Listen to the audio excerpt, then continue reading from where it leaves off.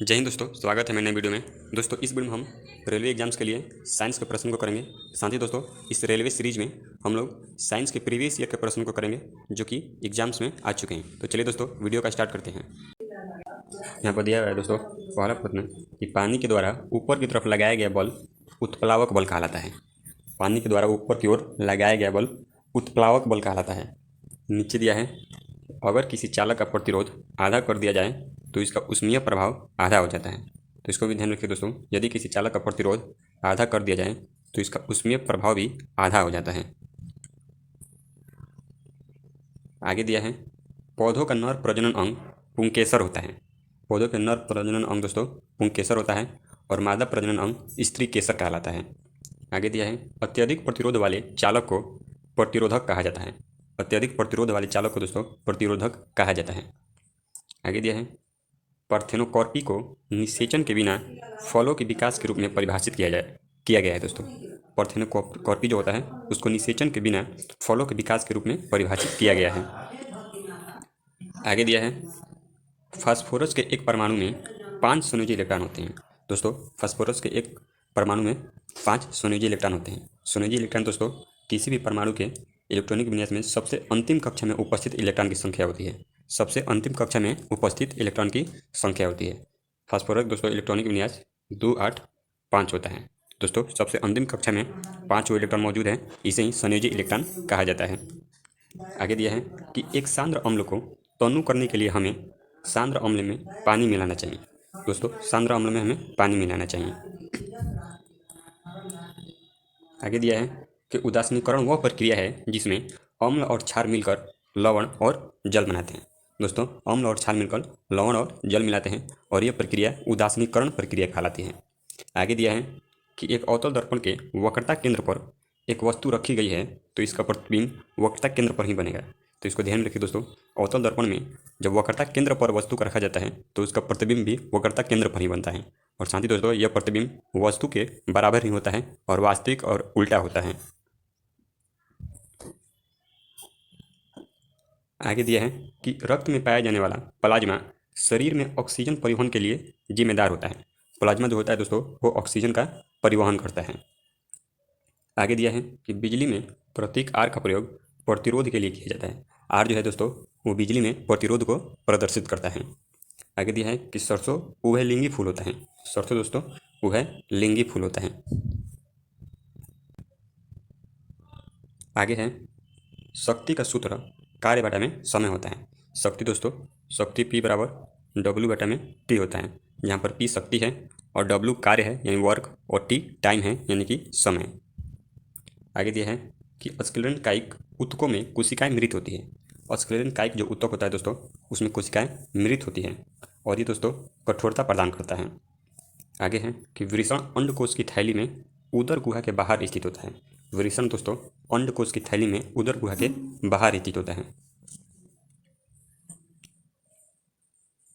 आगे दिया है वनस्पति भागों या बीज के बजाय कोशिकाओं नए कोशिकाओं के माध्यम से नए पौधों को उगाना टिश्यू कल्चर कहलाता है। तो इसको भी ध्यान में रखिए दोस्तों कि वनस्पति भागों या बीज के बजाय कोशिकाओं के माध्यम से नए पौधों को उगाना टिश्यू कल्चर कहलाता है। आगे दिया है तार की लंबाई दोगुनी करने पर अमीटर की रीडिंग आधी रह जाती है। दोस्तों यदि तार की लंबाई दोगुनी कर देंगे यानी कि प्रतिरोध बढ़ जाएगा तो अमीटर की जो रीडिंग हो जाएगी वो आधी हो जाएगी, यानी कि धारा जो है कम प्रवाहित होने लगेगी। आगे दिया है कि स्थिति या आकृति में हुए परिवर्तन के कारण एक वस्तु में निहित ऊर्जा स्थितिज ऊर्जा कहलाती है। स्थिति या आकृति में परिवर्तन के कारण एक वस्तु में जो निहित ऊर्जा होती है उसको स्थितिज ऊर्जा कहा जाता है। आगे है किसी जल विद्युत गृह में विद्युत ऊर्जा में परिवर्तित होने वाली ऊर्जा गतिज ऊर्जा कहलाती है। दोस्तों किसी जल विद्युत गृह में विद्युत ऊर्जा में परिवर्तित होने वाली जो ऊर्जा होती है वो गतिज ऊर्जा होती है। दोस्तों जल विद्युत गृह में काफ़ी तेज रफ्तार के साथ जल को प्रवाहित किया जाता है और जल में जो उसके गति के कारण जो गतिज ऊर्जा होती है वही जो है विद्युत ऊर्जा में परिवर्तित हो जाती है। आगे दिया है कि न्यूलैंड्स ने उस समय तक 56 तत्वों को अपने अष्टक वाली आवर्त सारणी में व्यवस्थित किया था। दोस्तों अष्टक नियम को न्यूलैंड्स ने दिया था, जिसमें उन्होंने बताया था कि किसी भी तत्व का किसी पहले तत्व का जो गुण होता है वो उसी ग्रुप के 8वें तत्व के गुण के समान होता है। दोस्तों न्यूलैंड्स ने जो आवर्त सारणी दिया था अष्टक नियम का, उसमें 56 तत्व मौजूद थे। उस समय दोस्तों 56 तत्व मौजूद थे और इनके अष्टक नियम में जो तत्व थे उनमें सबसे अंतिम तत्व थोरियम था। इसको भी ध्यान में रखिएगा दोस्तों, इनके ग्रुप में जो सबसे अंतिम तत्व था वो था थोरियम। साथ ही दोस्तों इनका जो अष्टक नियम था वो कैल्शियम तक ही लागू था। इसको भी ध्यान में रखिए दोस्तों, इनके समय जो तत्व थे इनका जो नियम था वो कैल्शियम तक ही लागू था। कैल्शियम दोस्तों यहीं तक ये लागू था। आगे दिया है कि विस्थापन के परिवर्तन की दर को वेग कहा जाता है। विस्थापन के परिवर्तन की दर को दोस्तों वेग कहा जाता है। आगे दिया है कि स्थितिज ऊर्जा और गतिज ऊर्जा के योग को यांत्रिक ऊर्जा के नाम से जाना जाता है। गतिज ऊर्जा और स्थितिज ऊर्जा के योग को यांत्रिक ऊर्जा के रूप में जाना जाता है। आगे दिया है कि 12 डिग्री सेल्सियस पर जल की भौतिक अवस्था द्रव होती है। तो इसको भी ध्यान रखिए दोस्तों, 12 डिग्री सेल्सियस पर जो जल की भौतिक अवस्था होती है वो द्रव होती है। एक तत्व का परमाणु क्रमांक 17 है तो यह एक हाइड्रोजन गैस है। दोस्तों ये परमाणु क्रमांक 17 है तो इसका मतलब वो क्लोरीन गैस है, वो क्लोरीन है और क्लोरीन जो तो हाइड्रोजन गैस है। आगे दिया है कि निस्पंदन विधि जल को पंकिल जल से अलग कर गई। दोस्तों निस्पंदन विधि जो होती है वो जल को पंकिल जो जल होता है, जो दूषित जल होता है, उससे अलग करती है। आगे दिया है दोस्तों सोडियम कार्बोनेट का रासायनिक सूत्र Na2CO3 होता है। सोडियम कार्बोनेट का रासायनिक सूत्र Na2CO3 होता है, जबकि धोन सोडा का पूछे तो धोन सोडा का जो सूत्र रासायनिक सूत्र होता है वो Na2CO3 × 10H2 होता है। तो इसको ध्यान रखिए दोस्तों, Na2CO3 10H2 होता है धोन सोडा का सूत्र। इसमें 10H2 जोड़ देने पर ये धोन सोडा का रासायनिक सूत्र बन जाता है। आगे दिया है कि यांत्रिक ऊर्जा जो है वो गतिज ऊर्जा और स्थितिज ऊर्जा के योग के बराबर होती है। तो इसको ध्यान में रखें दोस्तों, ये प्रश्न पीछे भी पूछा गया है। आगे दिया है लोहे को कठोर और मजबूत बनाने के लिए उसमें कार्बन मिलाया जाता है। लोहे को दोस्तों कठोर और मजबूत बनाने के लिए उसमें कार्बन मिलाया जाता है। आगे दिया है धोन सोडा में क्रिस्टलीकरण के पानी की प्रतिशत मात्रा 62.9 होती है। धोन सोडा में क्रिस्टलीकरण के पानी की जो प्रतिशत मात्रा होती है वो 62.9 होती है। आगे दिया है कि मांसपेशी ऊतक रक्त वाहिका के व्यास को बदल देते हैं। मांसपेशी जो ऊतक होता है दोस्तों वो रक्त वाहिका के व्यास को बदल देता है। आगे दिया है दोस्तों कि क्षारीय धातुओं को आधुनिक आवर्त सारणी में पहले समूह में रखा गया है।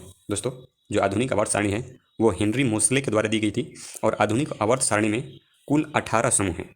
कुल दोस्तों 18 समूह हैं, जिसके पहले समूह में क्षारीय धातु को रखा गया है और दूसरे समूह में क्षारीय मृदा धातु को रखा गया है। तो इसको भी आप ध्यान में रखिए दोस्तों। आगे दिया है कि न्यूलैंड्स की तालिका में CO यानी कार्बन मोनोऑक्साइड और निकेल को हाइड्रोजन के साथ रखा गया है। न्यूलैंड्स की जो तालिका में, माफ कीजिए दोस्तों, यहाँ पर CO जो है ये गलत दे दिया है, ये कोबाल्ट होगा, यहाँ पर C कैपिटल और O स्मॉल होगा, ये कोबाल्ट होगा। कोबाल्ट और निकेल ये गलत दी है, कोबाल्ट होगा। कोबाल्ट और निकेल को हाइड्रोजन के साथ रखा गया था। किसके दोस्तों? तो न्यूलैंड्स की तालिका में, जिन्होंने अष्टक नियम दिया था, इनकी तालिका में कोबाल्ट और निकेल को हाइड्रोजन के साथ रखा गया था। कोबाल्ट का दोस्तों जो परमाणु संकेत होता है वो CO होता है, जहाँ पर C कैपिटल होता है और O स्मॉल यानी कि छोटा होता है। तो इसको ध्यान रखिएगा, ये ना होगा बल्कि ये सही होगा। आगे दिया है कि राइबोसोम कोशिकांग को कोशिका का प्रोटीन फैक्ट्री कहा जाता है। दोस्तों जो राइबोसोम कोशिकांग होता है उसको कोशिका का प्रोटीन फैक्ट्री कहा जाता है, क्योंकि यहाँ पर प्रोटीन का निर्माण होता है। साथ ही दोस्तों ये भी ध्यान में रखिएगा कि राइबोसोम जो कोशिकांग है ये कोशिका का सबसे छोटा अंग होता है।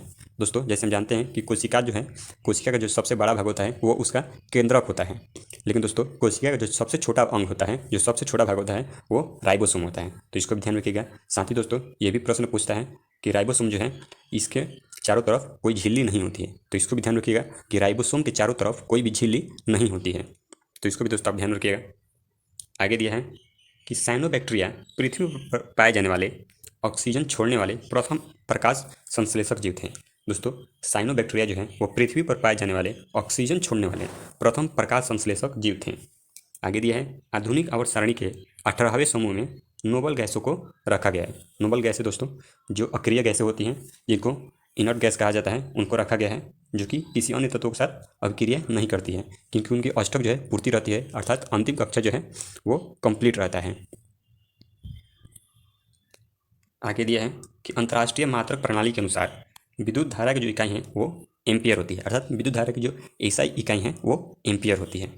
आगे है साइटोकाइनिन कोशिका विभाजन से संबंधित है। इसको ध्यान में रखिए दोस्तों, साइटोकाइनिन कोशिका विभाजन से संबंधित है।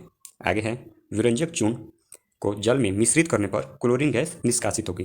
दोस्तों विरंजक चूर्ण जिसका सूत्र होता है कैल्शियम ऑक्सीक्लोराइड CaOCl2, इसका फॉर्मूला होता है दोस्तों, इसका अणुसूत्र होता है CaOCl2 कैल्शियम ऑक्सीक्लोराइड, जिसको ब्लीचिंग पाउडर इंग्लिश में कहते हैं और हिंदी में विरंजक चूर्ण कहा जाता है। यह जल में मिश्रित करने पर क्लोरीन गैस निष्कासित करती है। और विरंजक चूर्ण जो है दोस्तों, ये जल में कीटाणुओं को मारने के लिए भी प्रयोग किया जाता है। साथ ही दोस्तों यह विरंजक के रूप में भी प्रयोग किया जाता है। तो चलिए दोस्तों, हमारा वीडियो यहीं पर समाप्त होता है। मिलते हैं अपने अगले वीडियो में, तब तक के लिए धन्यवाद।